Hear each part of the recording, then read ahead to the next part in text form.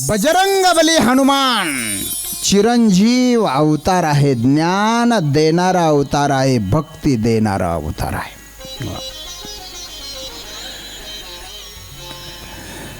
मारुतीराय हे प्रत्यक्ष शंकराचे अवतार आहे. मारुतीराय अवताराला येण्याचं एकमेव कारण म्हणजे भोले बाबांना आपलं ऋण उतरवायचं होतं. तुम्ही म्हणाल भोले बाबावरती ऋण? हो. आपण आरती म्हणतो, युगे 28 विटेवरी उभा, वामांगी रखुमाई दिशे दिव्य शोभा. पंढरपूरला पांडुरंग परमात्मा उभा आहे. पांडुरंग परमात्म्याच्या डोक्यावर काय आहे? महादेवाची पिंड. भगवान विष्णूने युगे 28 झालेले आहे.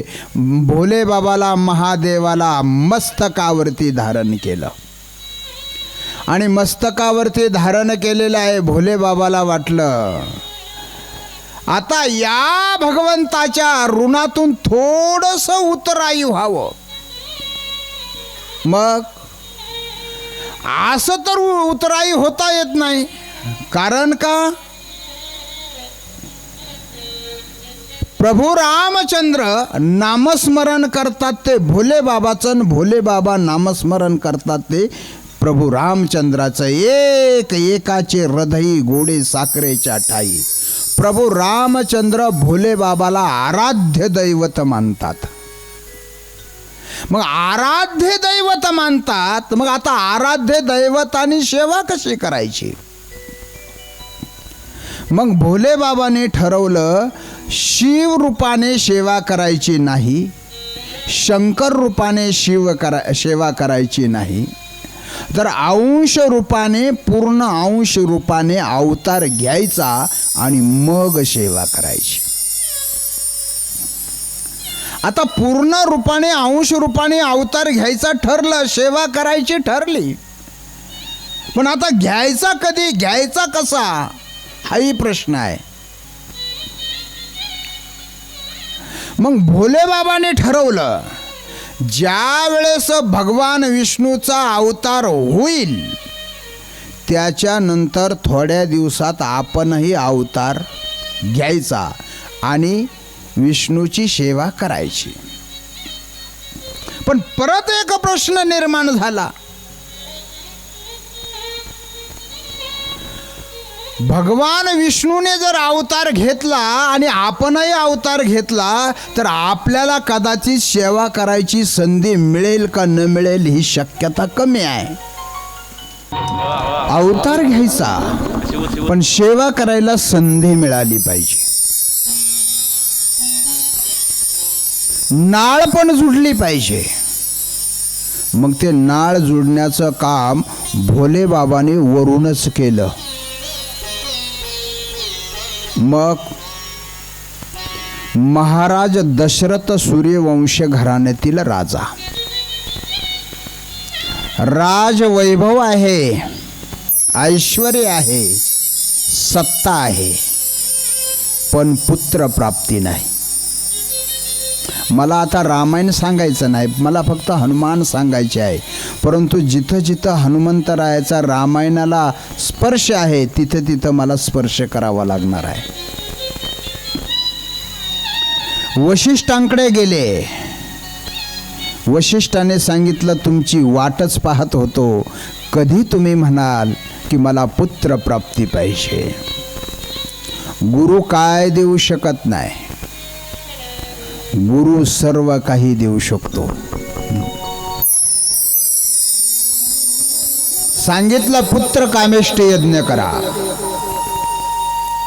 महाराज दशरथाने विभंडाकाच्या हातून पुत्र कामेष्टी यज्ञ केला, शृंगी ऋषीच्या हातून पुत्र कामेष्टी यज्ञ केला आणि त्या यज्ञामधून प्रत्यक्ष अग्निदेव प्रगट झाले. एक प्रसादाचं पात्र घेऊन, आणि तो प्रसाद वशिष्ठांच्या हातात दिला. वशिष्ठाने तो प्रसाद महाराज दशरथाच्या हातात दिला. 3 राण्या होत्या, कौशल्या, सुमित्रा आणि कैकेयी. महाराज दशरथाने त्या प्रसादाचे 3 भाग केले. प्रथम भाग कौशल्याला दिला, दुसरा भाग सुमित्रेला दिला आणि तिसरा भाग कैकेयीला दिला. कैकेयी रुसली. तेवढ्यामध्ये काय झालं, आकाशामधून एक घार आली आणि त्या घारीनं तो प्रसाद घेतला.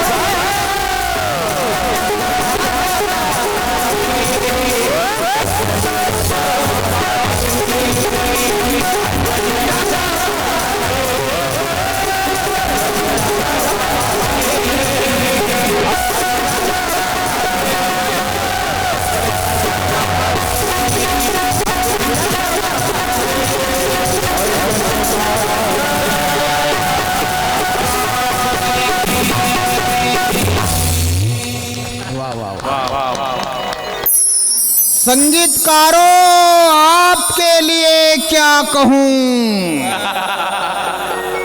हे संगीतकारों, आपके लिए क्या कहूं. I love you, I love you.